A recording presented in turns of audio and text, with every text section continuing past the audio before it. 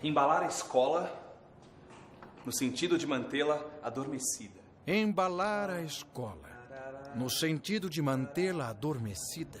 Comodismo, formação inadequada dos profissionais, ausência de vontade e compromisso políticos, sem objetivos a atingir. Embalar a escola no sentido de empacotá-la. Um objeto embalado está preso dentro desta embalagem.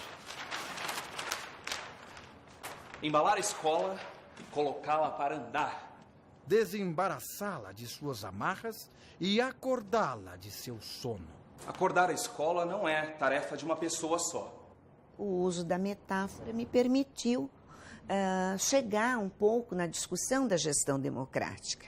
Embora eu possa ter até do ponto de vista legal, né, o diretor como representante da escola, mas no dia a dia, na organização do trabalho na escola, ele não faz sozinho. Então, é o que eu digo, dirigir uma escola não é tarefa de um homem só, ou de uma mulher só, mais mulheres que homens.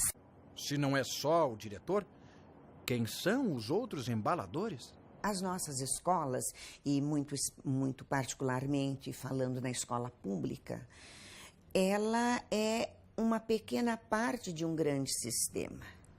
Então, como uma pequena parte de um grande sistema, ela não pode tudo. Então, dentro da escola, eu diria, todos são responsáveis por impulsionar, por embalar a escola. Não apenas o diretor, mas a sua equipe de direção, vamos dizer, que aí eu colocaria o diretor, o vice-diretor, o secretário, o coordenador pedagógico ou o professor coordenador. Um momento. É preciso que se mostre essa estrutura esquematicamente. No topo, conselho, diretor e assistente de diretor. Abaixo, corpo docente, posicionado ao lado do núcleo de apoio administrativo. E nele os porteiros, os zeladores, as merendeiras. Depois, o núcleo de apoio técnico pedagógico e assistência escolar.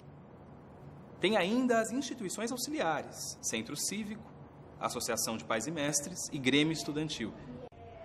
Na base, eles. Os alunos.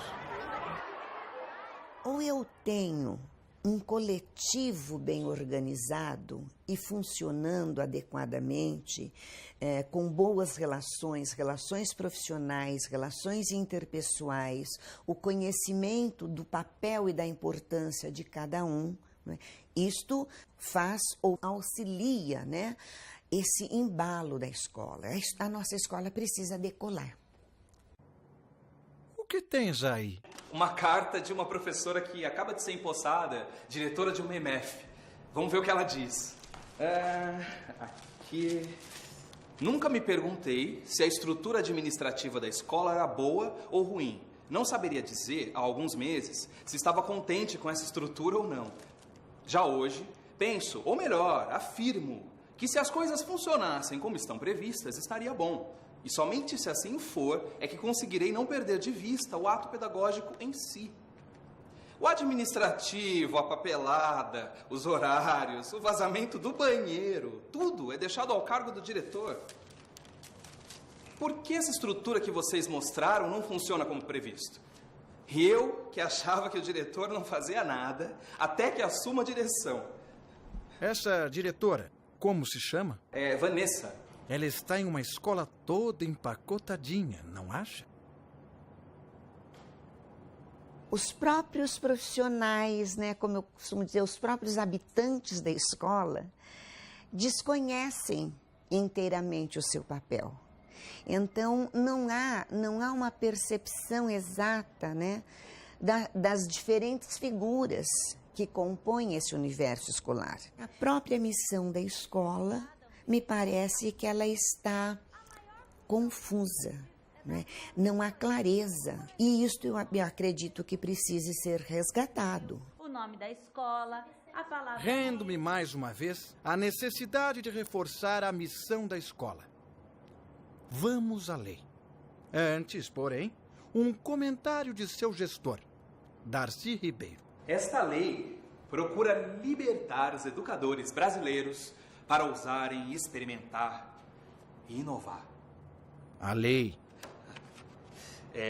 Dos princípios e fins da educação nacional, artigo 3º, parágrafo 2º. Liberdade de aprender, ensinar, pesquisar e divulgar a cultura, o pensamento, a arte e o saber.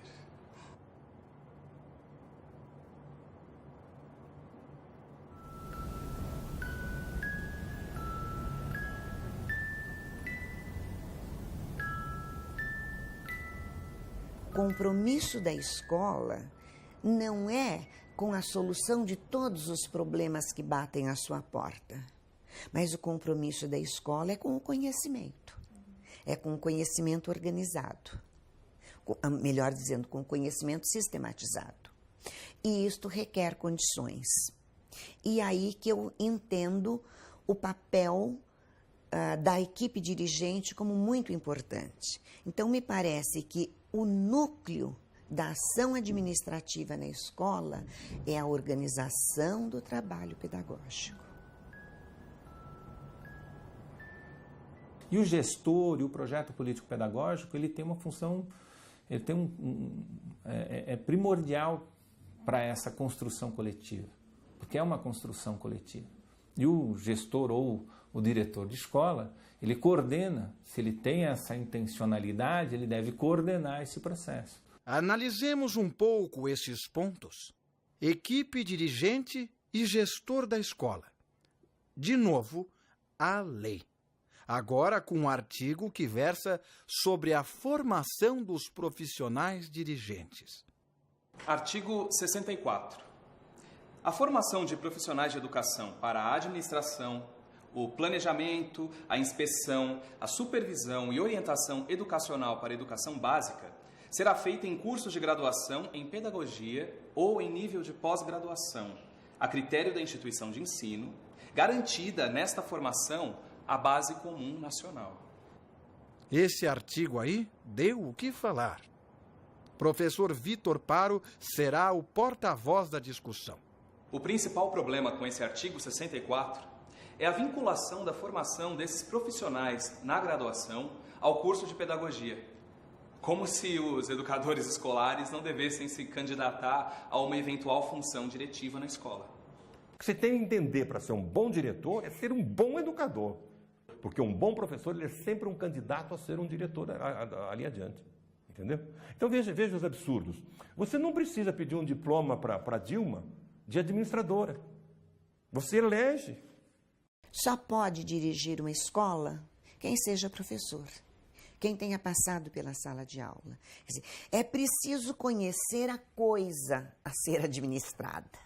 Quer seja o coordenador, quer seja o orientador, quer seja o supervisor ou diretor, em condições ideais, a gente defende que ele tenha saído da sala de aula.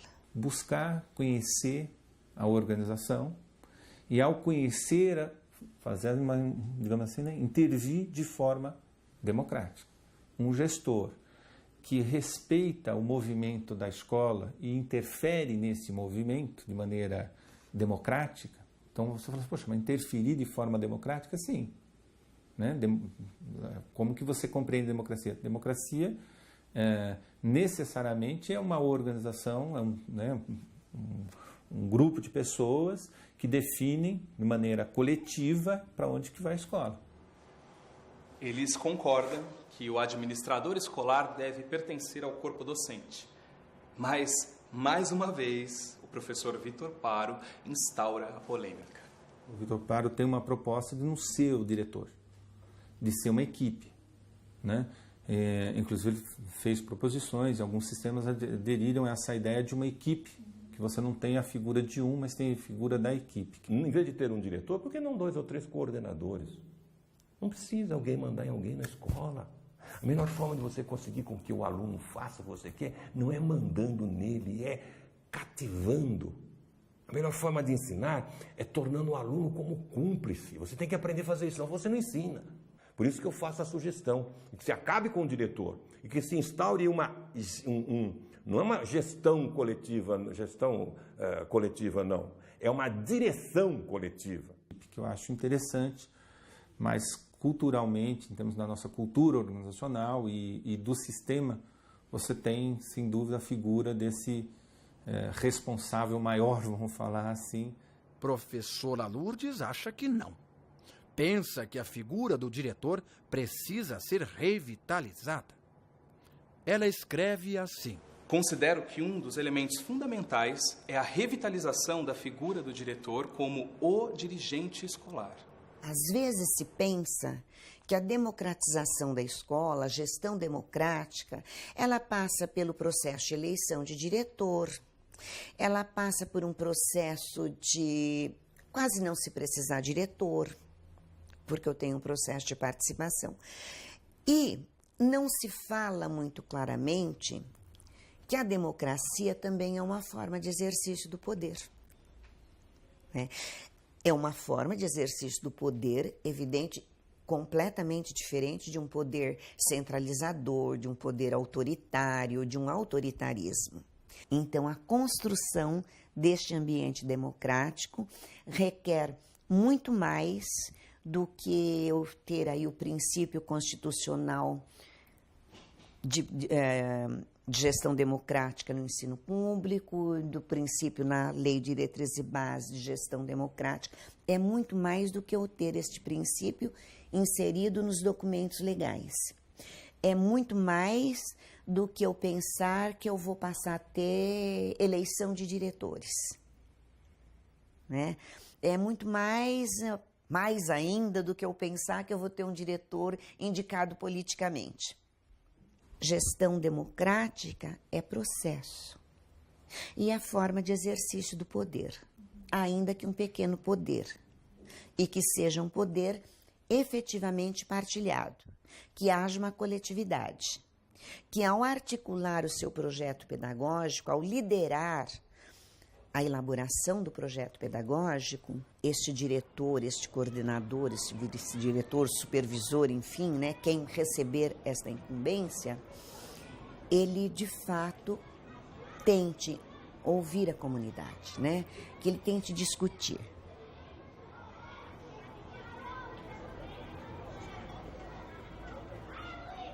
Quando essa discussão, esse processo de reflexão, ação-reflexão, ele começa a movimentar a escola, acho que o caminho é por aí, você vê transformações nas práticas, você vê transformações não só no discurso, você vê transformações no olhar do aluno, né? Assim, no olhar do professor também. E talvez um pouco por aí também a gente começa a brincar com embalar, né? O que é que eu entendo por embalar? E aí nós teríamos que perguntar na escola, e o que é que nós entendemos por gestão democrática? Não dá para eu pretender que o meu diretor seja altamente democrático, que ele converse com todos, que ele discuta, etc. E na minha sala de aula, eu sou profundamente autoritário. Talvez estas questões é que estejam na prática, no cotidiano das nossas escolas, impedindo que a gestão democrática realmente se efetive.